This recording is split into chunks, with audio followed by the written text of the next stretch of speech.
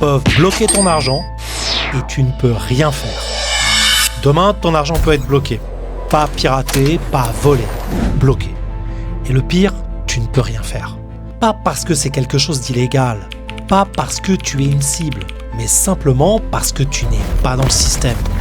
Et ça, c'est déjà arrivé à des banques, des entreprises, à des pays entiers. Et si tu crois que ça ne te concerne pas, tu es déjà exposé. Parce que le système financier mondial n'est pas neutre, c'est une arme. Tu penses que le dollar domine parce qu'il est fort, parce que l'économie américaine est puissante? Faux! Le dollar domine parce qu'il contrôle les règles et les tuyaux. Imagine, une entreprise européenne, une entreprise asiatique, aucun lien avec les États-Unis, aucun. Mais le paiement est en dollars. À un moment, la transaction passe par un réseau connecté au système américain. Et à cet instant précis, la loi américaine s'applique. Même si tu n'es pas américain, même si tu n'as jamais mis les pieds là-bas. Et là, tu comprends le piège. Ce n'est pas une monnaie, c'est une juridiction.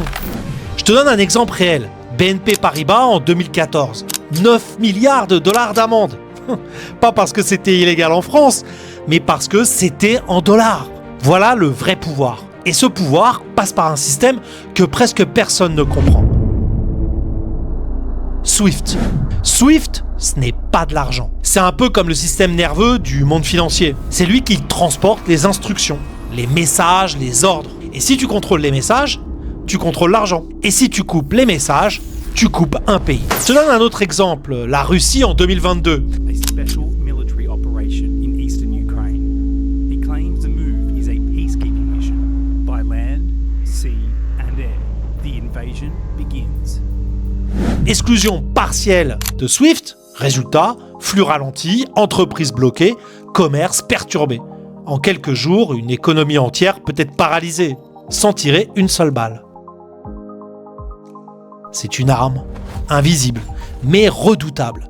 Et c'est exactement pour ça que certains pays veulent sortir de ce système. Et c'est là que mBridge rentre en scène. mBridge, ce n'est pas une crypto obscure. C'est un projet de banque centrale. Chine, Hong Kong, Thaïlande, Émirats. Quel est l'objectif? Permettre des paiements internationaux, sans passer par le dollar, sans passer par SWIFT, sans passer par le contrôle américain. Et là, tu comprends pourquoi c'est explosif. Parce que ce n'est pas juste un outil, c'est un contournement de pouvoir. Mais attention, le dollar ne va pas disparaître demain.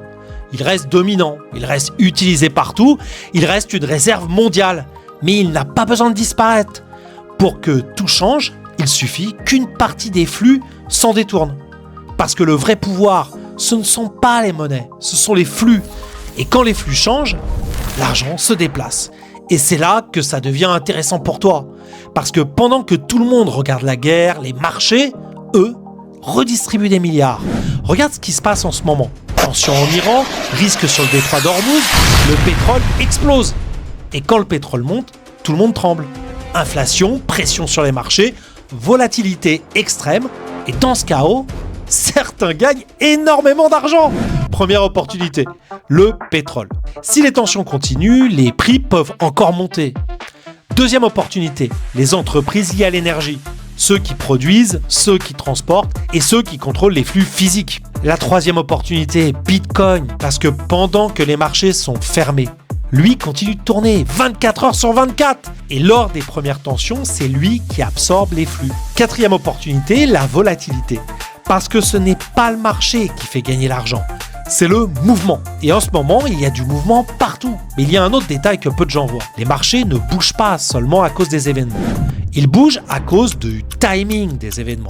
Regarde les annonces politiques. Sanctions, déclarations, frappes. Très souvent, elles tombent quand les marchés sont fermés. Pendant ce temps, certains actifs continuent de bouger. Résultat, à l'ouverture, des mouvements violents, des gaps, des réactions brutales.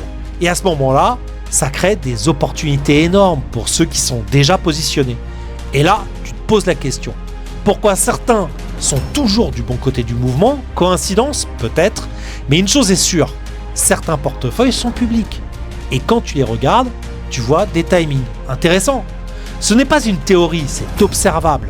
Donc la vraie question, ce n'est pas est-ce que le système est juste?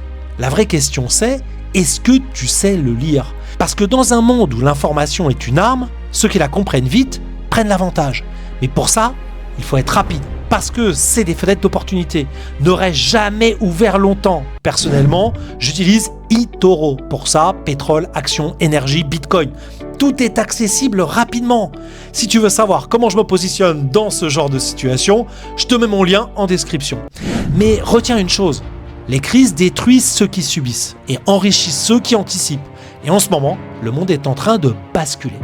Et dans ce monde, il y a deux types de personnes, ceux qui regardent et ceux qui agissent. La vraie question, c'est de quel côté tu es. Abonne-toi. Boomki, la bifurcation.